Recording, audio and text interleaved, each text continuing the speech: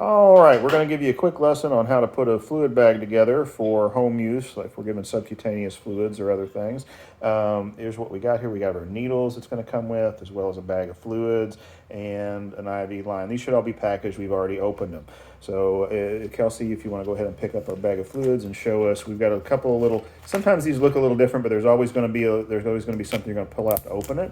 So you're going to open that. Now we've got a port here that's sealed, but we're going to pop that port with our line here. This end of the line is our burette. It's got that little ball or a little tube on the end.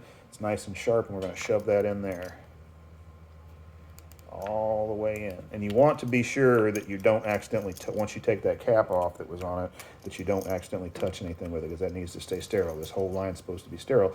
Otherwise, we're injecting bad things into our friends. So just make sure that anything that's going into that bag or going into our pet does not get touched or contaminated by anything else.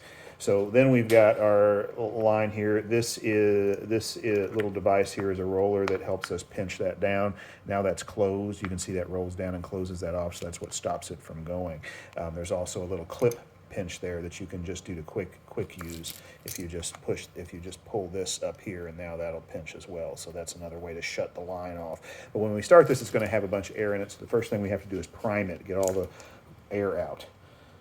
So we're going to open this up and over a sink, again making sure not to touch anything. We're just going to let that run out until it's full and we get all the air bubbles out. And you want to look this over, make sure you don't have any big air bubbles. If we're just doing sub-Q use, it's not a big deal if you've got some air bubbles, but try to avoid having any big ones. And then you're going to close that off so you don't spill it everywhere.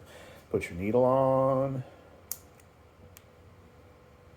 and that locks down on top there. These are called lure lock, and you can see that you've got a little screw-like device that just screws onto that needle, and that's locked in place. Put your cap on when it's not in use. Always use a fresh needle. That way you don't have to worry about contamination, and also so they are going to be nice and sharp for our friends. So that's how we put one together.